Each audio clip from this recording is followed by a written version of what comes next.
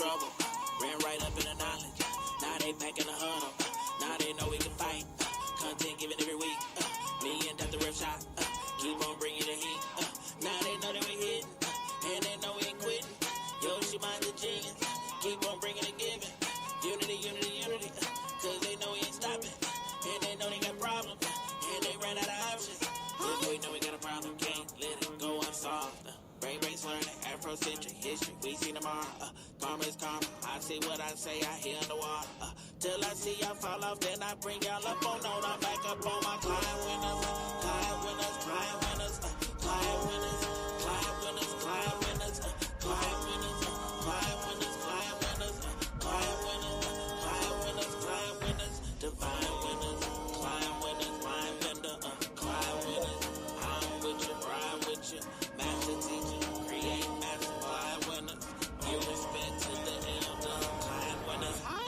Somebody out there looking for me. Client winners, back up on my client winners on my toes. Somebody out there looking for me.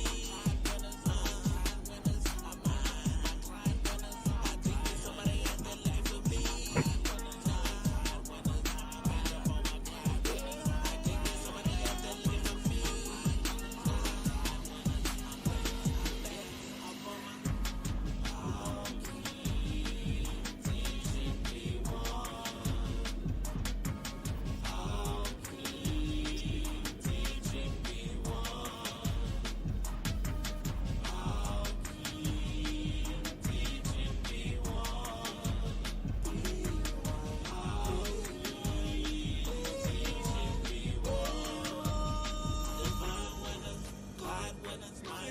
We have to live by my heart.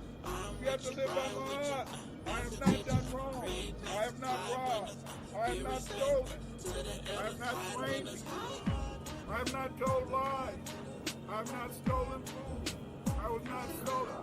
I have not fornicated with the fornicator. I have not caused anyone to weep. I have not dissembled. I have not transgressed. I have not discussed secrets. I have brought no lawsuit. I have not wronged compilation. I have not struck guilt. I have not transgressed the law. I have not been hunted. Except when I'm talking about on the song. I have not been I have not cursed. I have not defiled. I have not confounded truth. I have not nation. I have not cursed the God.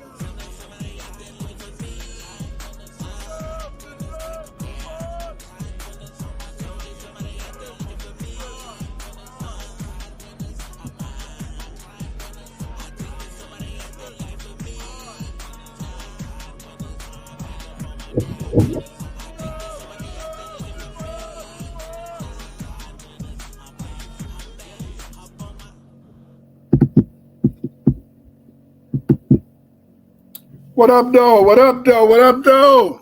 How you doing? Go travel abroad. Write down. How you doing? My name is Dr. C.A.I.D. Winters. I'm here to talk to you about a very important topic.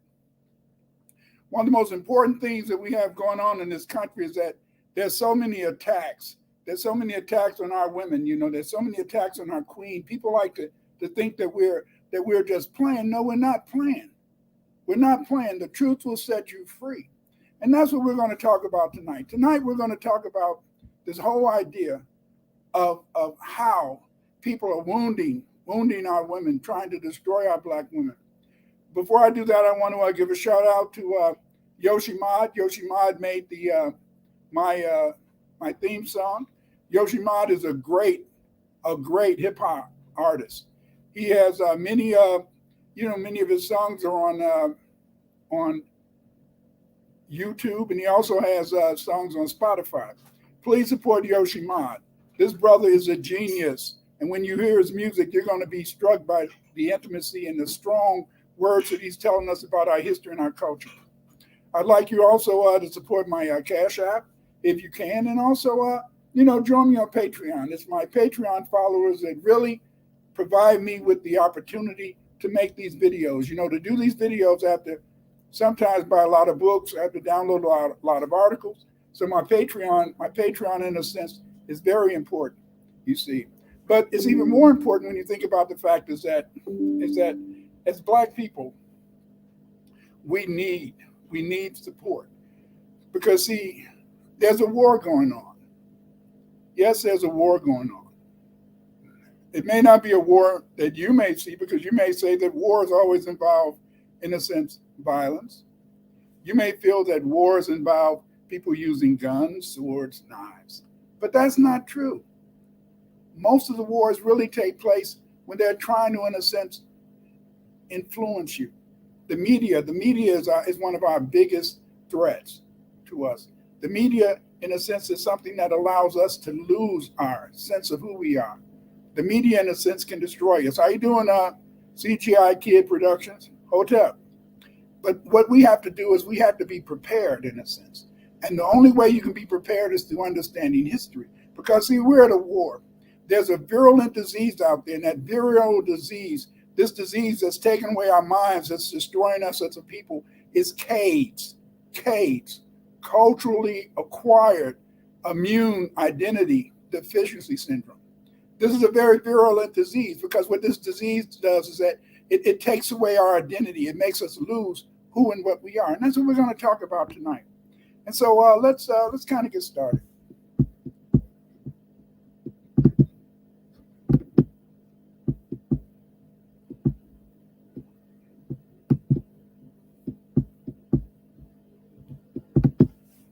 Why films made about Black women by non-American Blacks fail. This is very important, because it seems as though what they're trying to do, it seems as though the Hollywood and many other institutions is trying to make FBA people, foundational Black Americans, disappear from the media. They're trying, in a sense, to use these people who are non-FBA to represent FBA people. But this is kind of sad, because they can't really, in a sense, be able to present this to you, because the fact is that a lot of times it takes an FBA person to really represent FBA culture, because the fact, in a sense, is that it's appealing there. We were the first people in America. We are the original Americans. Yes. Foundational Black Americans are the original people in this country, because our ancestors were here before the Europeans came. And then our ancestors were here before they founded these United States. Who is the Black woman? Why is she wounded? You may think that this is a simple question. You may think that this is an easy question, but it's not. It's neither simple or easy, because the Black woman is so important. The Black woman, in a sense, provides us with our whole substance. The Black woman, in a sense, has always been that support. The Black woman has been like a tree in the foundational Black American world. Yes, a tree. Archibald Motley, in this painting, is called Brown Girl, after the bath. Archibald Motley, he made this in 1981. We see a nude model studying herself in a vanity mirror. You know, whenever I look at this video, I think about my wife. And my wife, we were married 50 years. We were friends for 22 years. For 52 years, but we were married for 50. And what I did is that I used to sometimes watch my wife in the bathroom after she would take a bath, and she would sit in her chair next to her mirror, and she would look into it. And I always wanted to know, what are you thinking about? Because, see, I'm nosy. Yes, I'm nosy. I wanted to know, what was she thinking about? Because, see, a woman is a fantastic creature. And what makes a woman so fantastic is because the fact is that you're a woman. If you love her and she loves you back, she can create a world for you that is so beautiful, that is so magical, that is so mystical. But let's look at this picture. Is this painting highlighting the sensuality of the FBA, foundational Black American woman? Or is it about the complexity of the FBA female? What is FBA? FBA is not a group. FBA is not an organization. FBA is a lineage. A lineage is lineal descent from an ancestor, ancestry or pedigree. As a result, we are descendants of the African and Aboriginal Blacks who built these United States. Some Black men often complain that Black women rarely smile in public. How can they? Why should they? Why?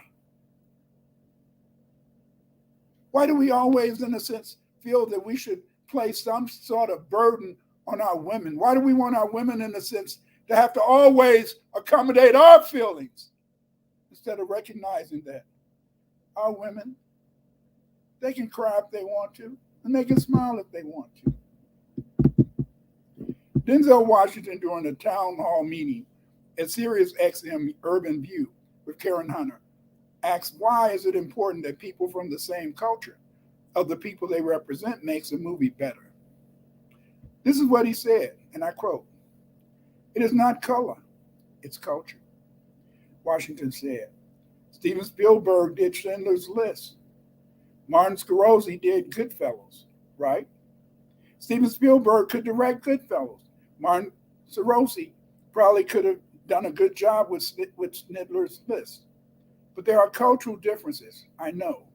You know. We all know what it is when a hot comb hits your head on a Sunday morning and what it smells like. That's a cultural difference, not just color difference. In other words, in a sense, is that sometimes when you're making a movie about FBA, that FBA movie will be more important. It will be more, in a sense, more understandable. The interpretation is so much better when it's done by a Black person. Let's take Emancipation. Emancipation, which starred Will Smith, to me is the greatest story ever told about Black people. And why is it the greatest story ever told? Because it's about a man, a Black man, a Black man, a Black man who tells his wife, even though they're slaves, who tells his wife, I will be back. I will be back. I will come back to you. And he fulfills his promise, you see. And so that's what makes Emancipation a movie about love, the greatest movie that you can ever find about Black love. Is Denzel Washington right? People of the same culture make movies more authentic when they belong to the same culture. Is that really true? Let's look at 4 recent films starring Black women.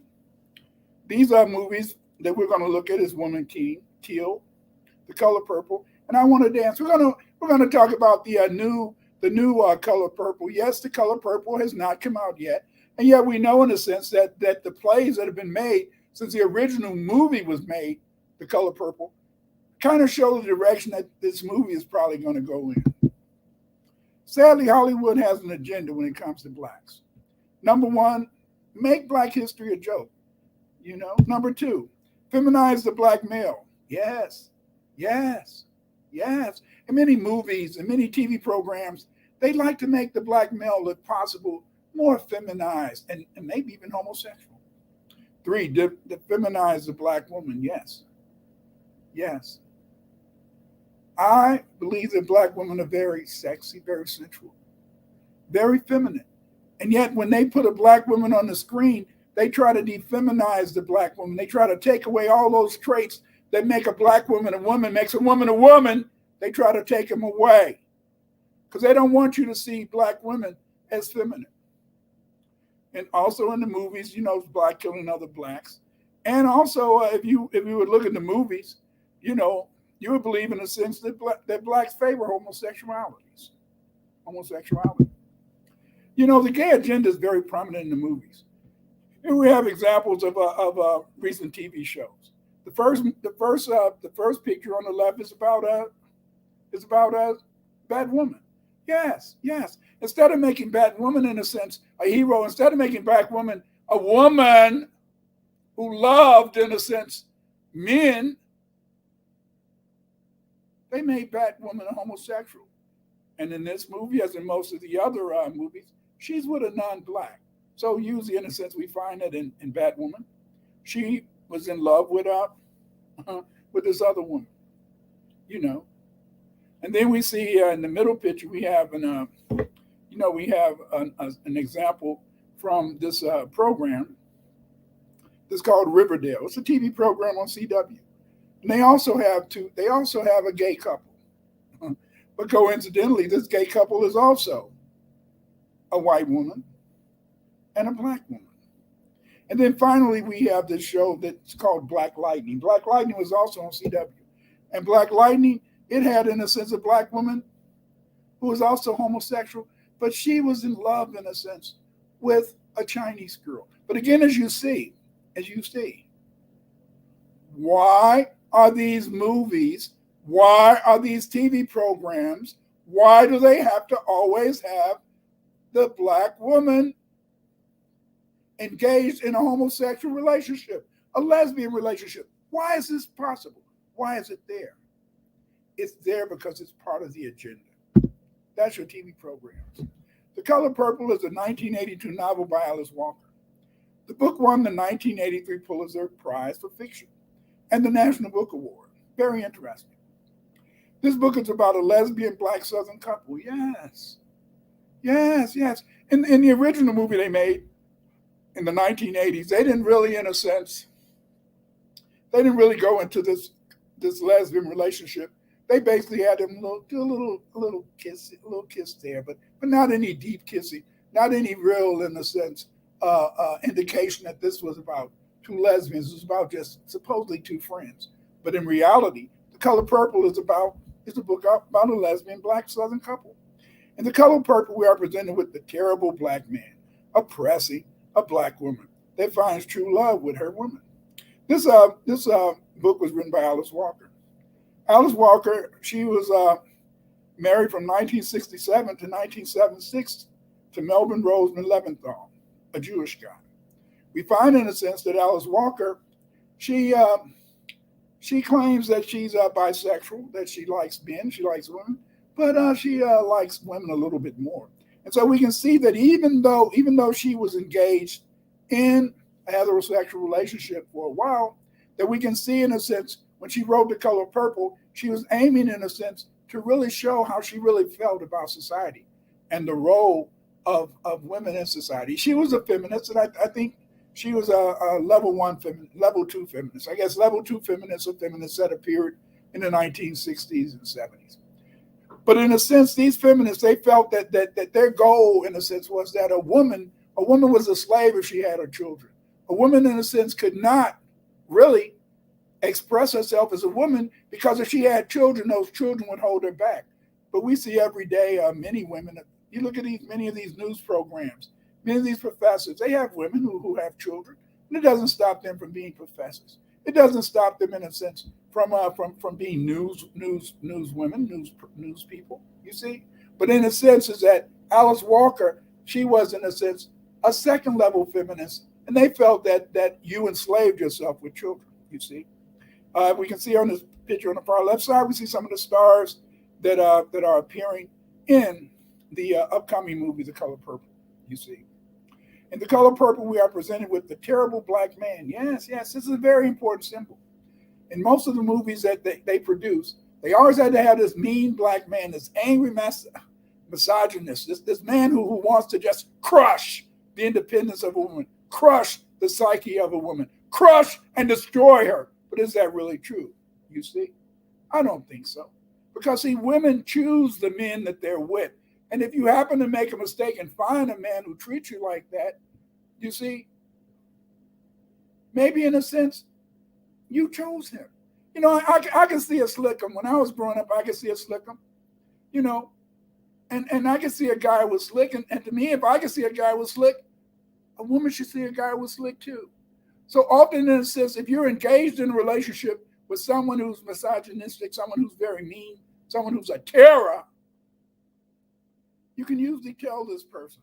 But again, on the left-hand side, we find, in a sense, the people who are in the contemporary movie that's coming out very soon. But it's very important to understand that The Color Purple, they had the evil black man, but also it was supposed to, in a sense, teach you that you couldn't really count on a man really loving you. You couldn't really count on a man, in a sense, really caring about you. You couldn't really count on a man building you up, which I believe is a lie, you see. And so The Color Purple wanted to present this whole idea that a black woman, she doesn't find true love unless she loves another woman, you see. The Color Purple remake that's coming up is very interesting. Many of the first stereotypes about black women began with The Color Purple. This book, as I said before, was written by Alice Walker. The new book that's coming out is mainly produced by the same people. What is it, Oprah Winfrey and and then Spielberg. But this remake is written by three people, but the main writer, of the uh, of the script was Marsha Norman. You can see Marsha Norman was white. It's directed by a non-FBA person, and that's Bliss Bazawuli. There's Blitz Bazawuli, and he's a Ghanaian rapper. So again, we find in a sense that this Color Purple remake, even though it's going to represent, a lesbian relationship, we find in a sense that it's not really being made, it's not really being produced, it's not really in a sense being presented. Yes, it was written, of course. It was written by an FBA woman. But at the same time, we see that this new production, which we believe is going to deal more in that lesbian relationship, you see, is written by a European and is directed by a non-FBA person, a Ghanaian, you see. And so the Color Purple, if it's anything like the recent plays that they've had, it's going to be a movie in a sense to highlight again the evil black man and the black woman who can only find love from another woman, which I believe is false. Sometimes we had to wonder, there were many FBA who boycotted the Woman King. And we have to ask the question, why is Woman King boycotted, you might ask? The reason is one, in this movie they make African slavers heroes. Yes, yes, yes. They make these people the benign, these women warriors. They make it appear in a sense that we should love these people, we should respect them, we should look up to them.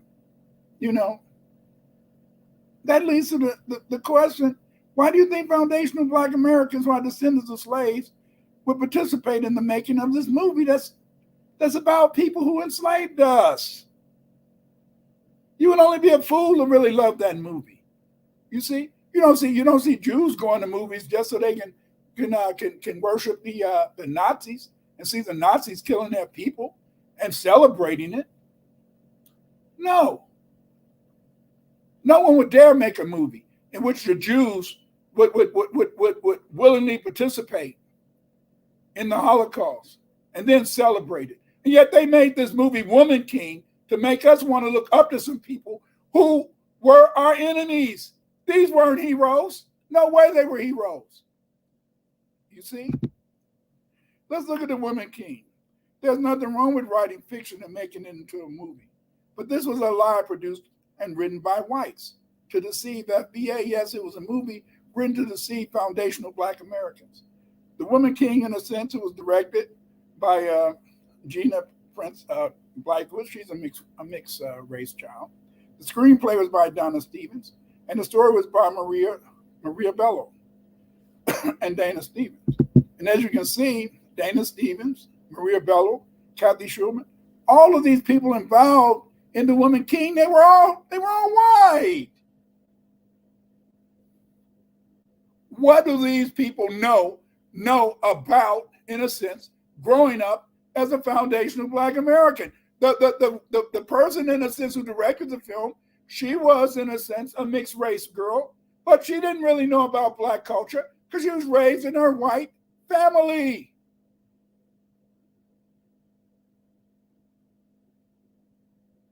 You have to assume that because of the fact that these people had no relationship to FBA, they didn't understand our history, they didn't understand our tradition, they didn't understand the stuff that we had went through, so they could easily write this fictional tale.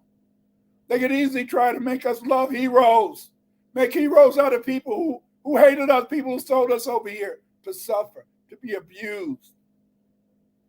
Yes. We were abused in America for 500 years as a result of slavery. And yet these people get upset because we don't want to go see Woman King.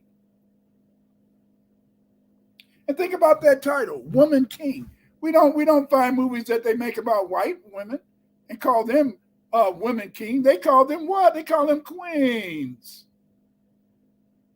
We even call our own women queens today, mother goddesses. And yet these people want you to believe that you should look up to a woman king. Do you see it? Do you see it? It's a shame, but when you go to these movies, you have to really think about what these movies are trying to do to you. These movies are trying to destroy us. These movies are trying to defeminize our women. The Woman King was produced by Maria Bello and Kathy Schulman, written by Dana Stevens with contributions by Gina Prince Blythewood and directed by Prince Blythewood. Again, I said she's a mixed race girl raised in a white community by her white and whatever family. As you can see, this was a white production and fantasy. This is racist propaganda to make us love people who hate us, people who carried us out of the slave trade for whites. Yes, the best example of these slave traders were the Dahomey Amazons. The white man gave them guns to capture and kill other Africans, like me, like you. According to Lewis Gates of Harvard University, 20% of the slaves, or 3 million African prisoners of war, were sold by Dahomey into slavery.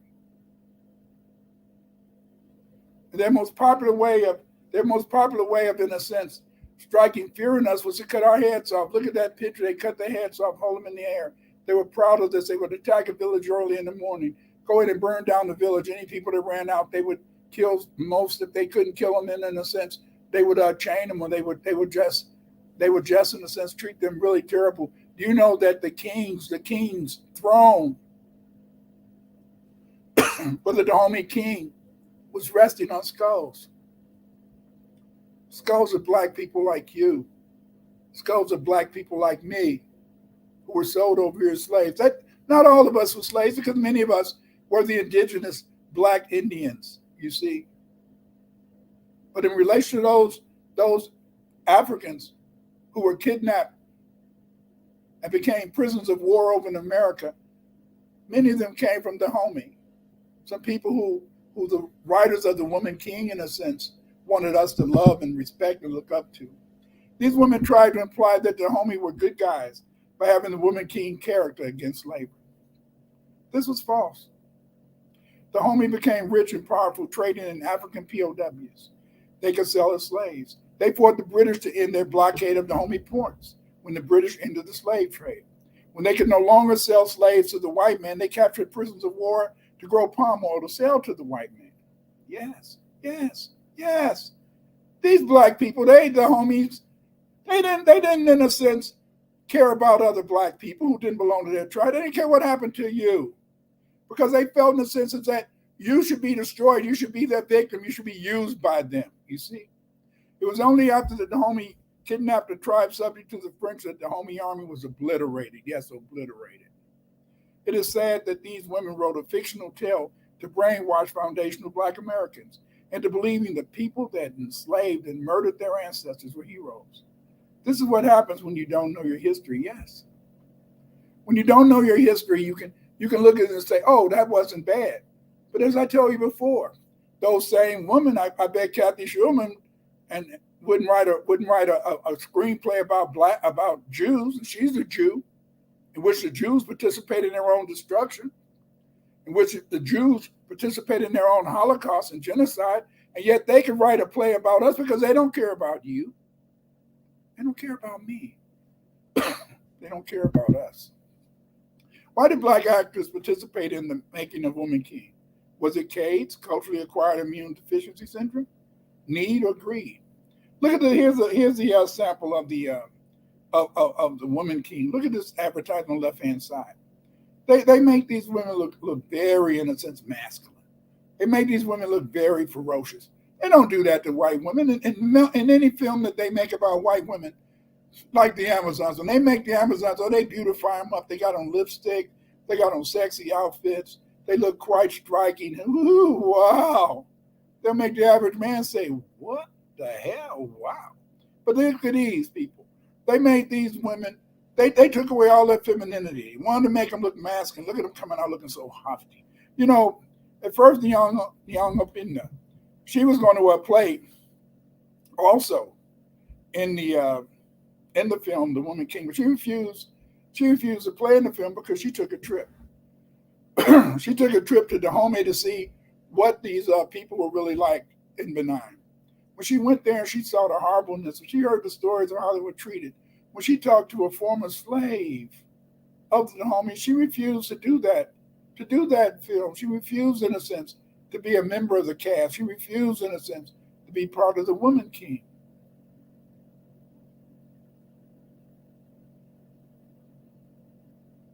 Now, this woman is from Africa, and yet she refused it, and yet, Viola Davis, who's FBA, she played a role in the film. She played it up. She promoted it. She tried doing us as brainwashers and make us think that we were going to deal with heroes when these were not heroes. They were zeros. They were evil.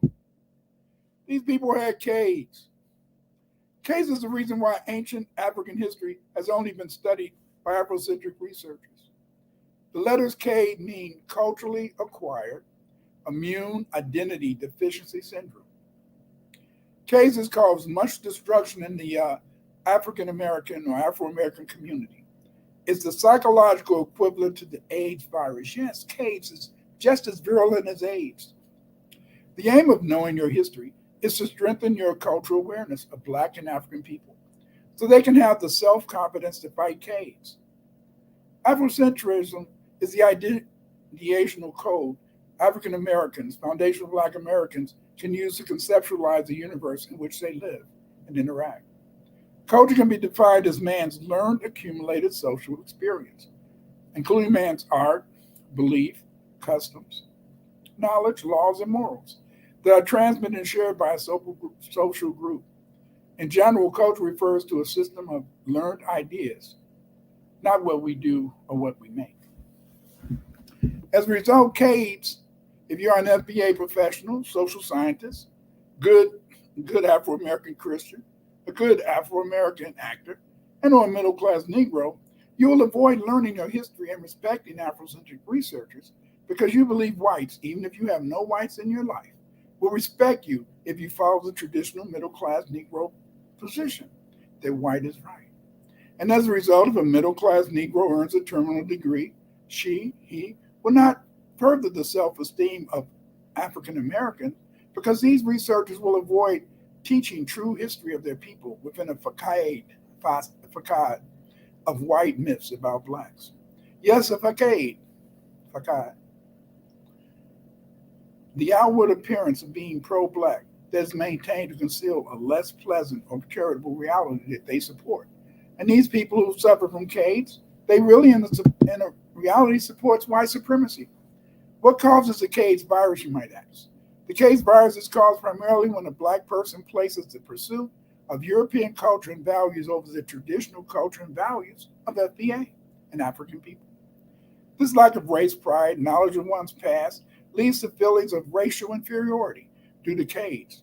Many African Americans are ignorant of their past, and thus they lack the human values necessary to protect FBA culture from self-destruction.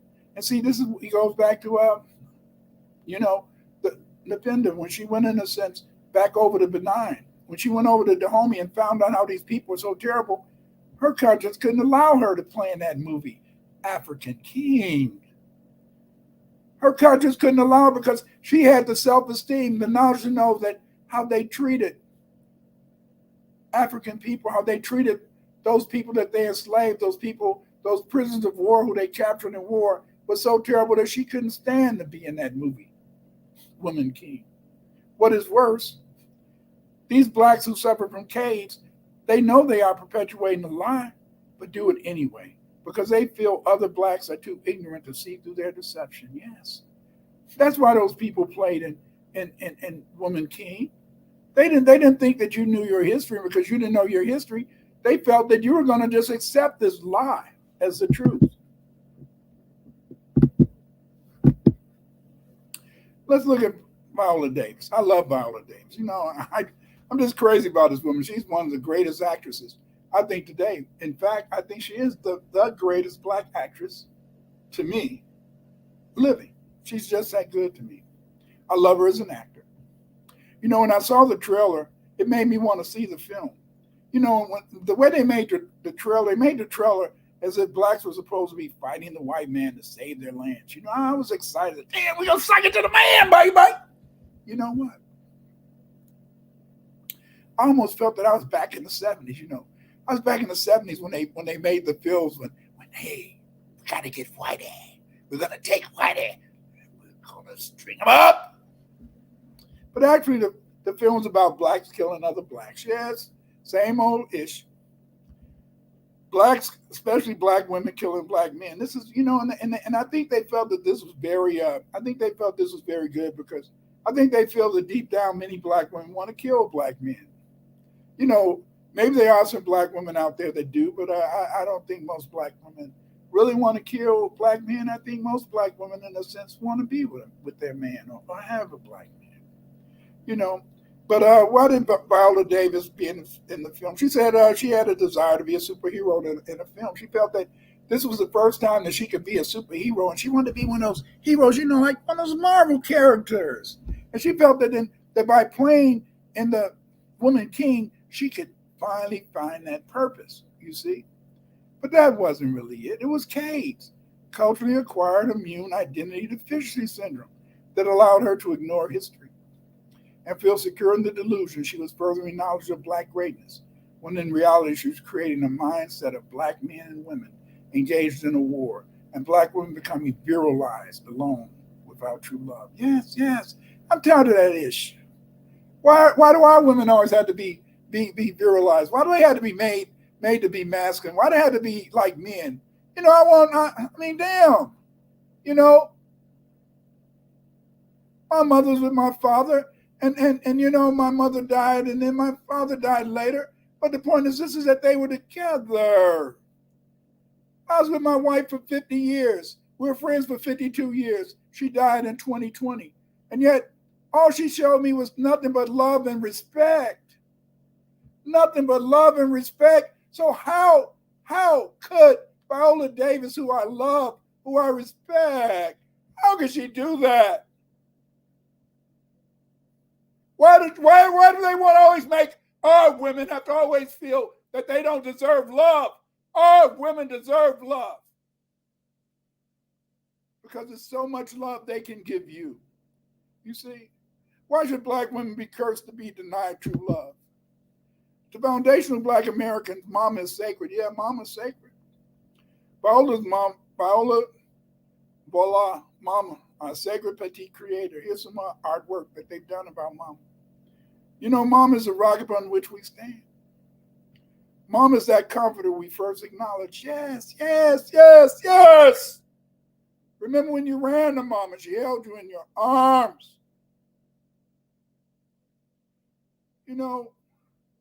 Our mamas was the first person who introduced us to the world, the one who hides her pain to make her child confront the future. Yes, yes. She hides our pain. I never heard my mama say she was too sick to feed us. I never heard my mama say she was too sick to be there for us. I never heard my mama, yes. I'll admit that I never heard my mother say I love you, or I never heard my grandmother say I love you. But they showed me that they loved me in other ways, you see. They showed me that they loved me by just doing special things for me because, see, they knew that as a black man that I was going to have it hard in life. They knew that as a black man that I had to stand strong. And they knew that I had to be there for my family. I had to be there for my woman. Although our mothers are sacred to us, we need to answer what can cause FBA women to play roles that denigrate black women. Take a moment. Think about how the epigenetics associated with the constant beatings and murder of innocent blacks by whites affected foundational black Americans and foundational black Britons.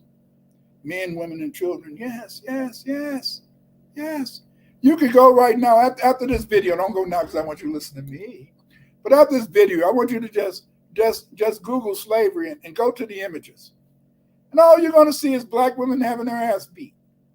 Black women being treated bad. And if the black woman isn't having her ass beat by herself, she's having her ass beat, and a white man taking her child and smash him into the ground, to smash his brain into the ground to destroy him. Why? Why? Why must our women be continually beat?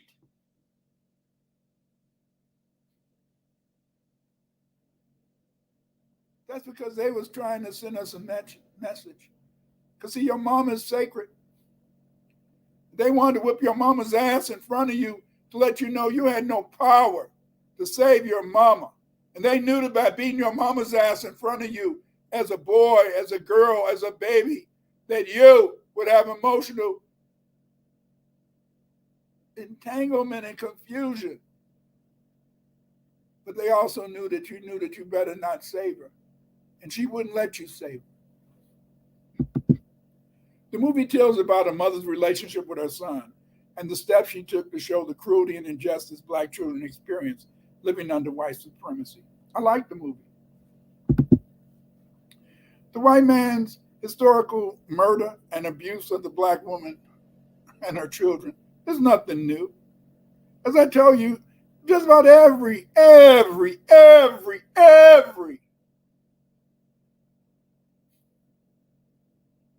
engraving from slavery, you have, in a sense, the white man, in a sense, beating my mama, beating your mama, and grabbing the baby and saying, you better do what the hell I tell you, or I kill this child. No matter how we want to run away from the epigenetics associated with slavery, the FBA woman has rarely been allowed to feel she is loved. Yes. The FBA woman is rarely allowed to feel she's loved. That's why they can get away with making these movies in which they try to make many Black women believe that the only love they can find is with another woman. When they know that the Black woman doesn't want to be usually with another woman, most Black women want to be with a man. Opposites attract, male and female.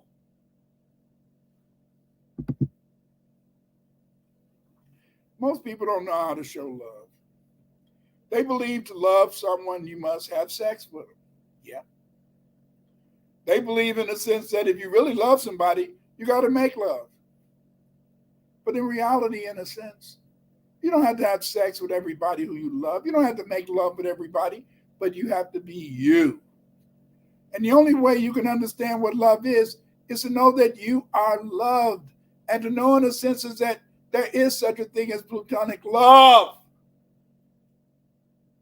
I think many people fail to be able to know how to love each other because we always feel we have to have sex with each other. We always feel we have to make love with each other instead of just being you. Some people believe that all women need is a good man. But because of the wound the FBA woman carries, a Black woman needs more than a good man.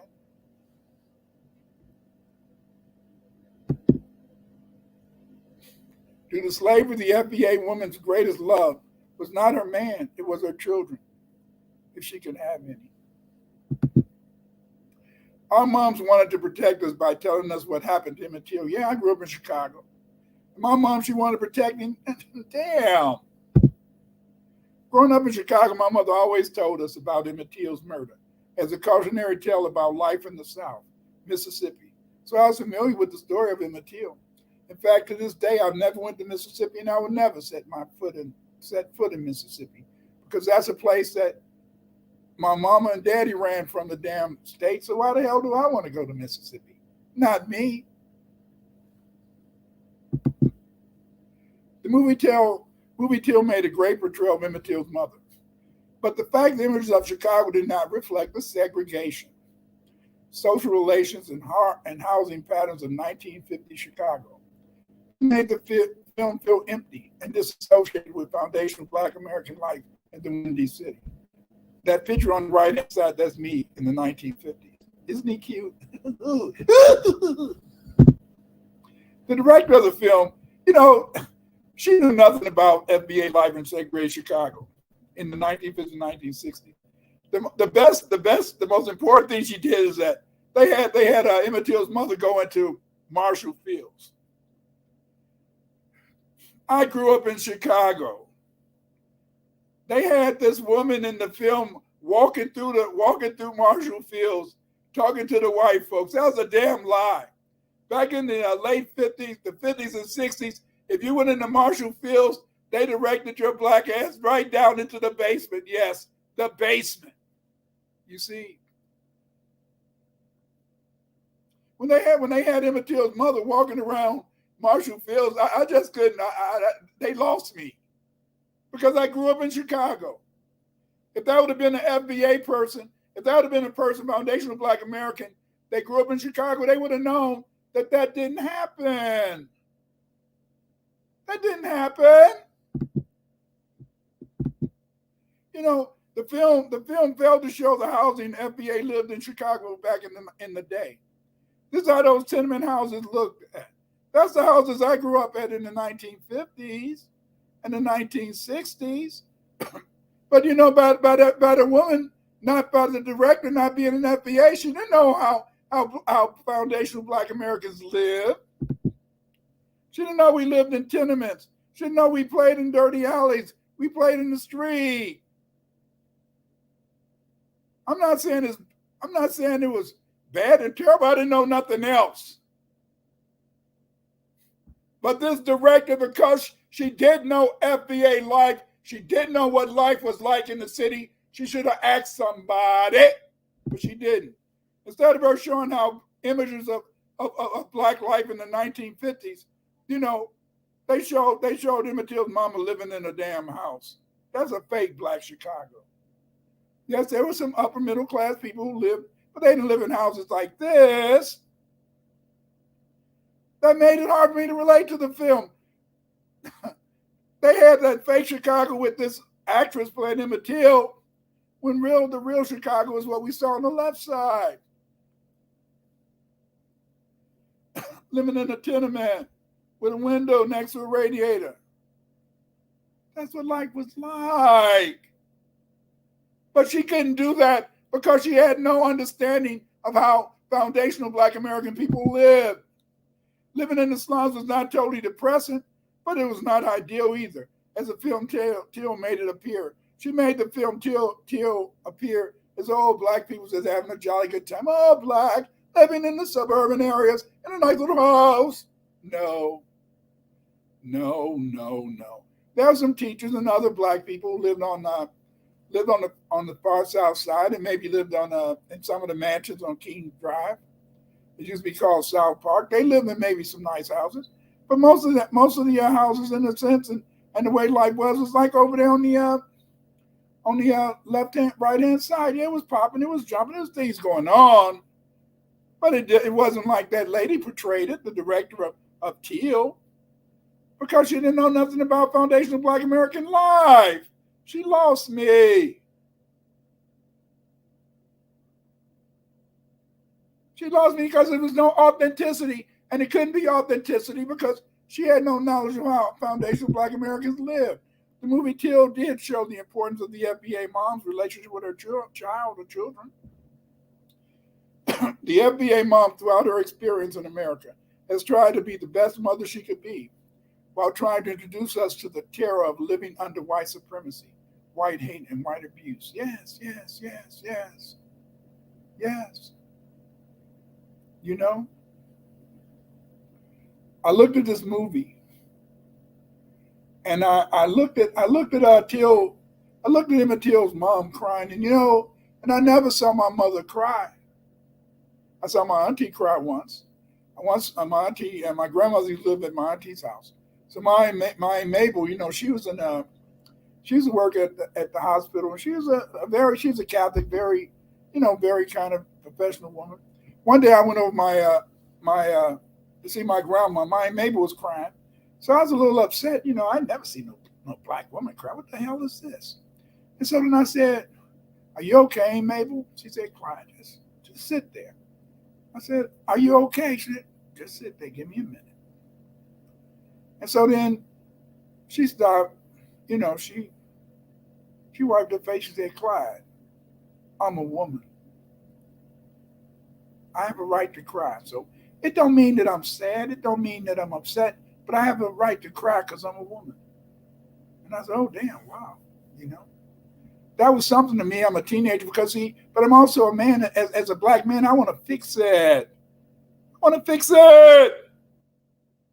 I want to make it better. But she was telling me that as a woman, she had a right to cry. She did. She taught me something. The movie Till attempts to show the pain and strength of the Black woman. It is evident that historically the Black woman is strong. but must always suffer her pain alone, since her children and man must be protected from her actual depression and anguish, so they won't give up and engage tomorrow with energy and determination. I know my mother had to be sick sometimes, but like I tell you, I never seen her cry. Never saw her cry. I never heard her say, "I'm in pain, Clyde." Never heard her say that. Why? Why? This scene shows a mother's pain when she witnesses the terrible things whites had done to her son. Look at this body; it was all bloated up, and in fact, in a sense, they look at that picture on the top right hand side. It kind of almost show, but this picture, this picture can't even really show the cruelty, the pain that they inflicted on Emmett Till. You see, this is how his face really looked. You see, and that was his mom. And his mom had to see that. I don't see how she could take that. I had to always grow up seeing that picture. But my mom made me see that picture. She made all of us see that picture. It was 10 of us, 11 of us, 10. See? Boys and girls. And she made us look at that picture. And she made the boys especially look at that picture to know what you had to do.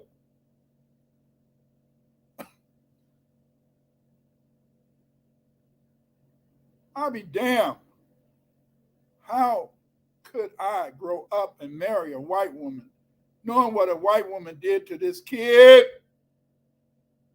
My mom ingrained in my brain.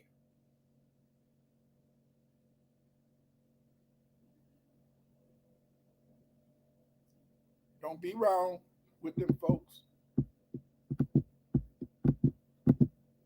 But Emmett Till's mother was not alone. She gained support from her man, and this is the most authentic thing that I think was shown in the film. Is that from the outside, because of the fact we never see our mothers in a sense cry. Some of us growing up old school, I never saw my mother hold hands with my father or even kiss. You know, they just didn't do that back in the day. But see, the movie Emmett Till, it did show that Emmett's mom was not alone. It showed that Emmett Till's mom gained support from her man. And this is very important in the film because it showed that yes, the black woman has to take a lot of pain by herself, but in reality, in a sense, she's not totally alone. She always has a man with her. Almost every film about blacks have an agenda. I Want to Dance is no different. Second frequency, first frequency is black people. Second frequency are Europeans, white people, Asians, whatever. Second frequency do not want us to have children. Oh, no. They do not want us to have children. The promotion of non-productive sexual activities, it takes a man and woman to produce a child, is always popularized in many of these films. That's why I think they always want to put in there this gay agenda. Always have a woman with a woman, a man with a man. The film promotes the idea that Houston was used by everyone in her life. It promotes the idea that Whitney Houston may have been happier if she had remained in the same-sex relationship with her best friend. The film gives us no insight into who Houston was. It's really a film about everyone else. Yes, this film was about everyone else. They had in a sense, Whitney Houston. The woman didn't even look like Whitney Houston. It's so much bullshit. But they had an agenda. Because the number one agenda of second frequency, the number one agenda of white people is to keep us from having children, producing babies. In reality, I Want to Dance was not about Houston, the person. It was written by a second frequency male. Yes, a white man wrote the screenplay for I Want to Dance. The actors, they didn't even look alike. Look, there's Whitney Houston on the left, and then there's this other actress. And this actress, she wasn't FBA either. She was a non-FBA woman playing Whitney Houston. Most of the time when they try to get an actress to play somebody else, they usually try to get somebody to look alike, but they didn't care about having a look alike for Whitney Houston because that's not what it's all about. When they make these films, they're not making the films to show how our black women really are, how foundational black American women are. They're making these films with an agenda. You see? It was made to promote second frequency agenda for one. FBA women are A, they have no feelings, and B, they lack femininity. You see? And this lack of femininity goes back to slavery. And they felt in a sense ever since slavery. They've done reports. They've done studies. And I know you've heard this. They've done studies and found that doctors, even though foundational black women can go to the doctor and tell them that they have pain, the doctor ignores their request for pain pills. The doctor ignores their pain. They feel as though women don't have any feelings. And this is perpetuated, and I want to dance, that everybody's supposedly running, Whitney Houston, like she didn't have any type of understanding about life, that she didn't even want to ever do anything for herself. But this was psychological. It was meant to say, hey, woman, stop it. Don't go and find no man. You had a dirty ass daddy. Your husband was fucked up. Find you a woman.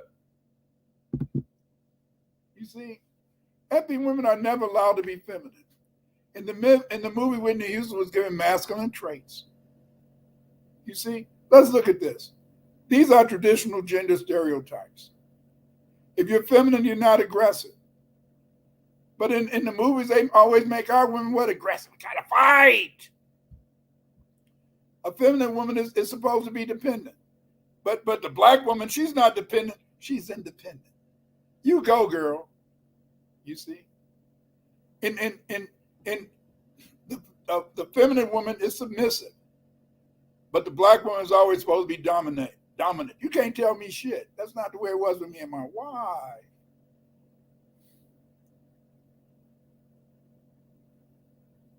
I grew up on 47th Street in Chicago. My wife grew up in the projects. We were married 50 years, and she was always feminine, sexy, wonderful. When I did stupid stuff, she would tell me that's stupid. But they don't want to allow our women to be, in a sense, feminine. They want our women to be masculine. But the natural woman demands, in a sense, the production of a child. Yes, yes, yes. Even though they said Whitney Houston would have been better off with her girlfriend. She married a brother, and she had her a daughter.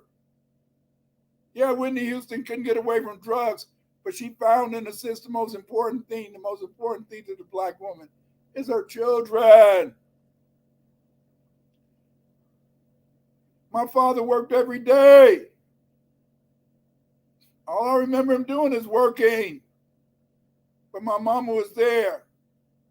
My mom was there to show us how to grow up. My mother taught us how to live life. My mother taught us how to do things to be prepared for the future. The only cure for C.A.I.D.S is knowing your history, yes.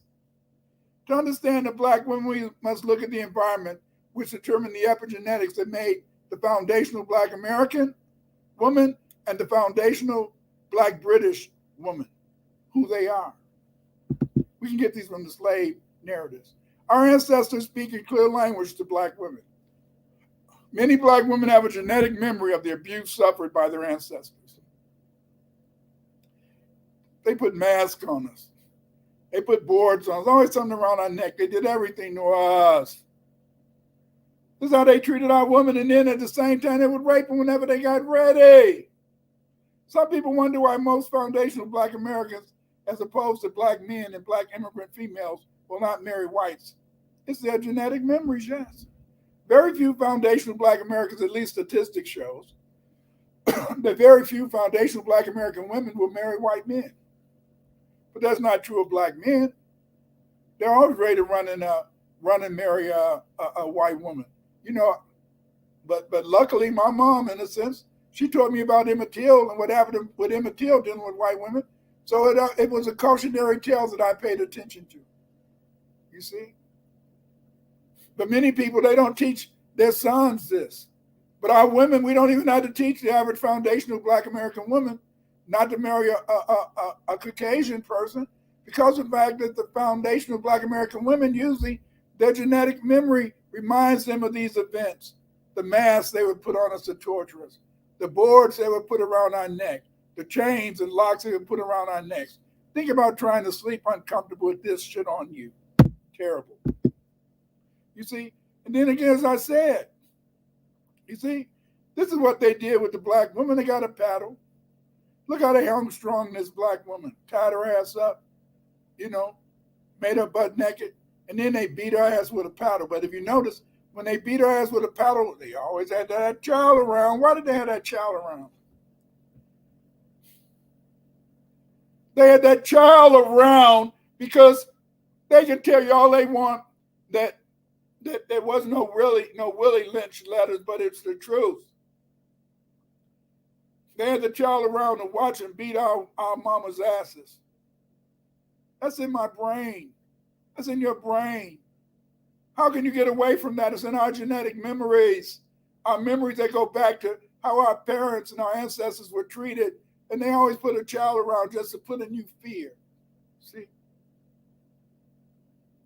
You're not like a dog. You're not like a deer. If a deer has a doe, the doe can get up and start walking by you. But if a dog has a puppy, the puppy can get up and walk by you.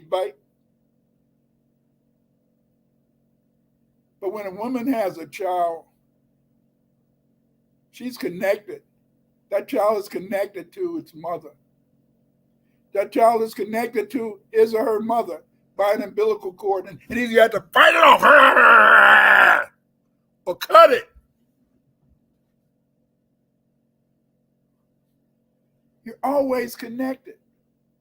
That European, he knew that you're connected. That's why he always beat our women. He beat our women in front of our children. That's why they put on TV our women always not being loved. They put on TV our women always being so strong. Because see, it's easy to leave a strong woman. If you think a woman can take care of herself, why the hell should you stay with her? She'll be okay. I can leave her ass because, so what if I gave her a baby? I can leave her because she can take care of herself. Because she's independent. She's strong. No. The foundational Black American woman, the foundational Black British woman, she's just as vulnerable. And she wants somebody to take care of her and love her too. We have been conditioned to ignore the suffering and feelings of foundational Black American women. You see, again, here, here's a look at this picture, and what is it? Oh, my child. You see this woman, in a sense, on the left-hand side, she got her baby tied to her back, and she's working in the field. And then you see this other woman, she wasn't working fast enough, so the white man came with her ass. And took her baby and threw her baby to the side. Why? Why? Why? Why? They did that to let you know that they're the power. But Black women were not docile. They often ran away. That's why they put sometimes a metal collar to prevent runaway slaves. This was in South Carolina in the 1830s, you see. You know that were rebellious slaves. Let's see, what did Willoughby Cotton write? He says, "You have taken up arms against your masters and have burnt and plundered their houses and buildings. Some wicked persons have told you that the king has made you free and that your masters will vouch your freedom from you. The name of the king, I come amongst you to tell you that you are misled. I bring with me numerous forces to punish the guilty, and all who are found with the rebels will be put to death." They always teach you there was three major, in a sense, slave rebellions: Nat Turner, Denmark Vesey, a couple others. But really it was 250. 250 slave rebellions, and that's right, in these United States. The most common thing that white people feared was that sister was going to poison their asses. Yes, poison them. She felt that they were going to poison them. They felt in a sense that they had to watch them. Or another common thing was Black people burning down the house or burning down the field. Yes. Stop it. Stop thinking that Black people were just taking these things and that Black men were just taking it. No. That white master knew if he didn't treat that sister right, she'd put some poison in that damn food. She'd put some glass in that damn food. And when you got through eating it, your ass would be sick or dead. But let's look at it. We got to go read those slave narratives. See, that's the whole point. That's why people like DeSantis down in Florida don't want black people to know their history. That's why these people keep talking about C.A.I.D.S, critical race theory. Because critical race theory teaches you three things. Number one, the white man hates you and they'll always hate you. Number two, most white people wish they could kill you, and if they'll kill you if they could. And number three, that white people are racist. And how are they racist? They're racist because they set up a race. They set up a race in which they can win and you're supposed to lose. And yet even though they set up a race where you should lose and they win, God say no. You're first frequency. You're the first creation of God. You're the first people on earth. And so God, in a sense, protects us because you know damn well that if they had their way, they'll say, we wouldn't have this. But today there's many black people who are living better than their former masters. There's many black people who are able, in a sense, to live in nice houses and they don't have to watch their children being beaten, killed, and starved to death. But what about our women? So Journal of Truth, this is what she wrote in 1851. I quote, "Well, children, when there's so much racket, there must be something out of kilter. I think that the Negroes of the South and the women at the North, all talking about rights. The white man will be in a fix pretty soon. What's all this here talking about? That man over there says that women need to be helped into carriages and lifted over ditches and to have their best place everywhere. Nobody ever helps me into a carriage or over mud puddles or gives me any best place. And ain't I a woman? Look at me. Look at my arms. I plowed and planted and gathered into barns, and no man could head me. And ain't I a woman? I could work as much and eat as much as a man when I could get it, and bear the lash as well. And ain't I a woman? I have borne 13 children and seen most all sold off to slavery. And when I cried out with my mother's grief, none but Jesus heard me. And ain't I a woman? Then they talk about this thing in the head. What's they call it? Members of the audience whispers. Intellect. Ah, that's it, honey. What's that got to do with women's rights or Negroes' rights?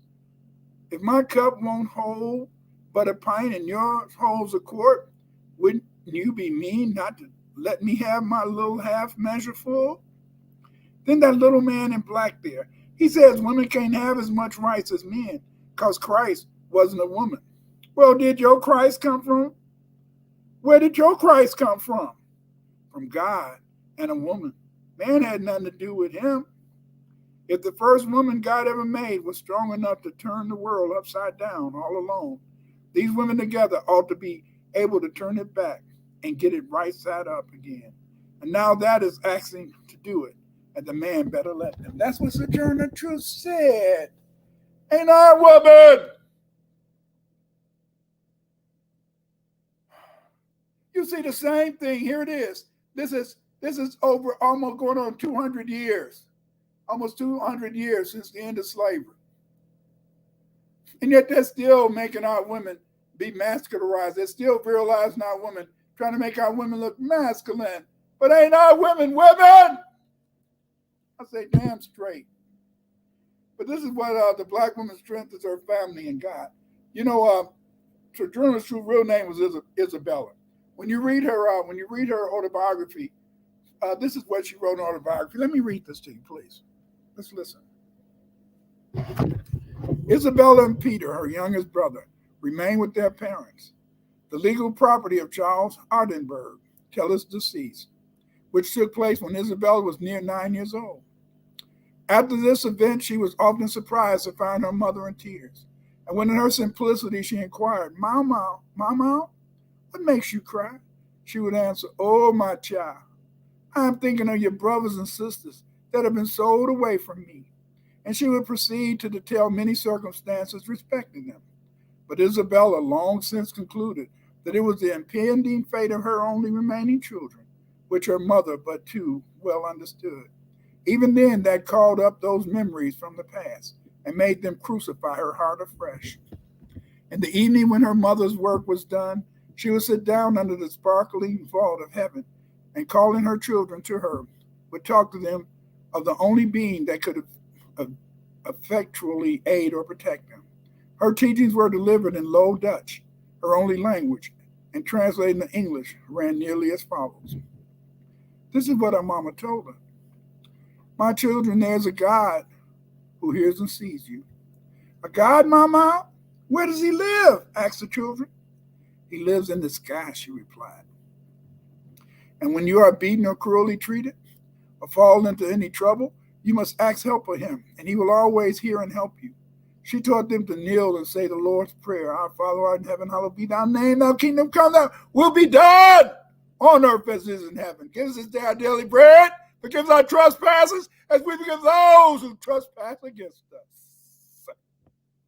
She entreated them to refrain from lying and stealing and to strive to obey their masters. At times a groan would escape her, and she would break out in the language of the psalmists. O Lord, how long? O Lord, how long? And in reply to Isabella's question, what ails you, Mama? Her only answer was, Oh, a good deal ails me. Enough ails me. Then again, she would point them to the stars and say in her peculiar language, those are the same stars, and that is the same moon that look down upon your brothers and sisters, and which they see as they look up to them, though they are ever so far away from us and each other. Thus, in her humble way, does she endeavor to show them their heavenly Father as the only being who could protect them in their perilous condition. At the same time, she would strengthen and brighten the chain of family affection, which she trusted extended itself sufficiently to connect the widely scattered members of her precious flock. These instructions of the mother were treasured up and held sacred by Isabella, as our future narrative will show. Damn straight. Damn straight. They took her mama's children. They took Sojourner's true children. She had 13, but they sold most of them away. Why?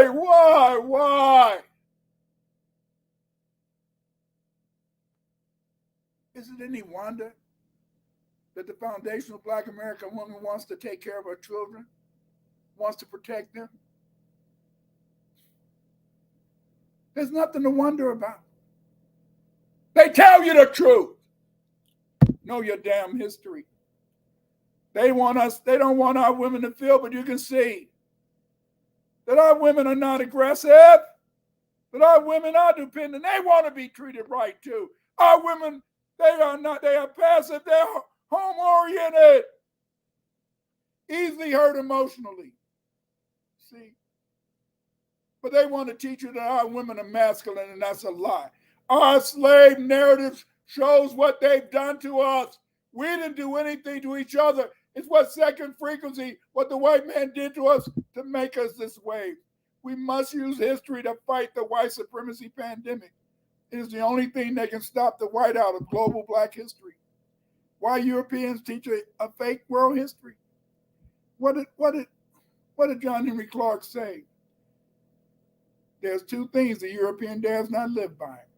If he tried to live by them 24 hours, he is finished. And that is Christianity and democracy. He continues, because his civilization, his way of life, his power is based on things diametrically opposed to those two things. Yes. Learn your history. We need more researchers who know how to do research, to tell how truly our people feel and think. My weekly Black History Gems presentation on the Black History Generation and the Woman's Womb shows that there are many themes in history that need to be researched and taught to the family that have not been researched. I am 72 years old. I cannot be the only source of our true history. As a result, I have been teaching others to take my place, to teach our family the truth. Amos Wilson, in The Falsification of African Consciousness, wrote, and I will quote, knowing your history will reinvigorate your mind and spirit. To Wilson, we should see history as psychohistory, since the aim of writing Black people out of history is to destroy any sense of intellectual or social self-esteem for our African people. Yes, they don't want you to feel for yourself. They don't want you to feel for your people. They don't want you to feel your mama. Wilson noted that, and I quote, in the final analysis, European history's principal function is to first separate us from ourselves and separate us from the reality of the world. To separate us from the reality of our history and to separate us from its ramifications. See, I read to you. I read to you what Sojourner Truth wrote. Ain't I a woman? She said, you know that our women have feelings too. Stop. Letting these white folks use this agenda to make you feel you got to always, in a sense, be so strong, fight everything, and try to be like a damn man. No. You see, social science is written from the perspective of the person writing history. Whoever interprets our social sciences matters. This is why both Eurocentric and so-called liberal researchers will usually agree that Blacks lack a social science specific to African people. And any type of ancient history. That's why they even try to teach that we're not associated with the Egyptians. Why? Because they want to make you feel you're nothing. They want to make you feel you're inferior. They want to make you feel like you're ish. They agree because both groups do not believe that Blacks have a social science specific to African people. And in ancient history, due to their absorption of consensus history. What is consensus history? Consensus history is the history they teach you that the white man has always been in power. The white man will always be in power and you will always be downtrodden. That's a lie. It's a history that denies any role of Blacks in ancient history except as Ethiopian and Nubian slaves among the Greeks, Romans, plus the Western world in general. And in social science, it's less than. Yes, they always want to make you feel that Black people are less than any other human population. The illumination of Black societies, peoples, and Black history by Black researchers matters. Social scientists situate your place in society. The research of the social scientist tells you who you are. The research of the social scientist promotes or discourages self-esteem. Yes, it's about our children. Don't you see? That's what the scientists and the rest of them want to do. They want to take away our history to make our children become empty vessels and make our children our enemies. The person that knows their history cultivates self-esteem and is motivated to seek success. Yes, little brother, that's it. It's about success. Knowledge about African people matters to second frequency. Yes, white people, they always want, they want to know. They don't want you to know your history. The 2022 United States election shows that whites feel knowledge of foundational Black American and Black history promotes white inferiority. That's what they tell you. Isn't that what DeSantis said? DeSantis says that if you teach critical race theory, if you teach Black history, it'll make white people feel inferior. Whites feel this idea is supported by critical race theory, which maintains that white supremacy is a fixture of American society. Yes. Whites feel that teaching Black history to white children causes internal mental conflict between white children because white children learn Blacks do have a great history and whites are not superior to foundational Black Americans. Or Blacks generally, yes. That's why they don't want their children to know your history. They don't want their children to respect you. They want their children to feel that they had to keep you down. They want your children, in a sense, to feel that you're inferior. And the way they want to do this is by trying to teach a false history about our women. These movies are made to destroy the image of our women. What's love got to do with it? Everything. The natural foundation of Black American woman and the foundational Black British woman is love. Yes, she's love. You're love, baby. Black woman is love. I know this. I know this. My mother, my grandmother, my wife. Love, love, love. Today, the black woman truly sees her image in the mirror. In the past, the foundational black American and foundational black British woman was conditioned to run away from their bodies and seek the settler woman type. But today, we accept and honor the black woman for her shapely round hips and thick lips. Women seem much happier when they are naked. And I am not just talking about not having clothes on, free to be who she is. Yes, yes, yes, yes, yes. It's scary when a black woman loves herself. It's scary when a black woman knows that she is everything to you, everything to me. Black woman, we need you. To the black community, the black woman is the most beautiful woman on earth. She is the original woman. All women desire her lips, her melanin, her styles, her curves. She has superior genetics than all others.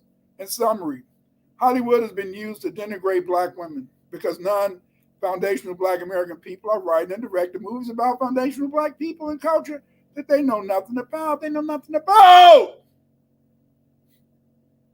They don't know how to teach you about the love of the black woman because they think we don't love each other, and that's a lie. The foundational black American and the foundational black British woman bears an infected wound. Yes, the wound is infected. Her wound is that she loves too much in her man and her children. This love is freely given, but rarely cherished by the people she shares her love. Yes, yes. Give love back to your woman. I didn't say make love. I didn't say make sex.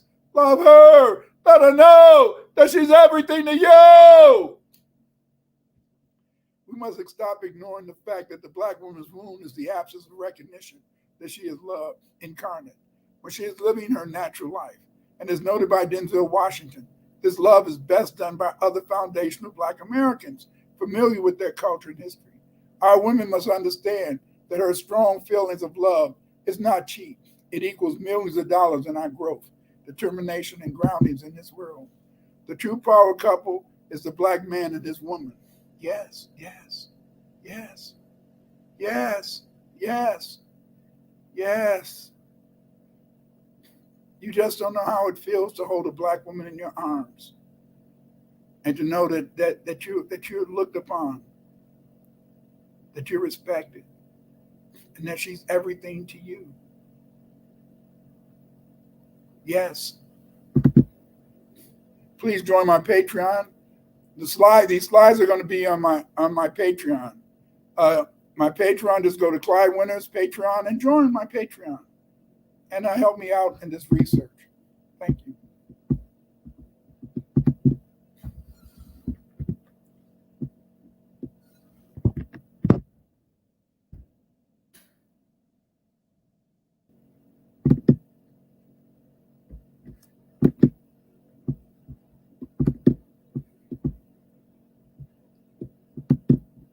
You know, I hope that you got something from this video, and I hope that you saw that it's an agenda out there. It's agenda out there. Melvin Reed, Yoshimon, thank you guys for showing up. You see, but there's an agenda, and that's the agenda. It's to take away knowledge of who you are and what you are. It's to help you to believe that there is nothing for us, that there is no love, but it is love. You see, there is love. And this love can only be perpetrated by people understanding that the European is out to destroy you. The European wants you to suffer from C.A.I.D.S, culturally acquired identity immune deficiency syndrome. He doesn't want you to know your history. He doesn't want you to know what's best for you. I hope that everybody will give this video a like. Press that like button, please, and also subscribe. I also want you to go to Yoshimod's site and subscribe to him. Listen to his music.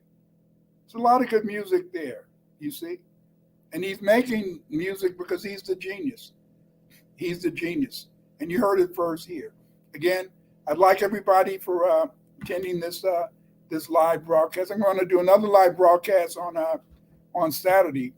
But this live broadcast, I'm going to talk about the first aerial genius. I'm going to talk about the Egyptians and how they flew in airplanes, helicopters, and things like that.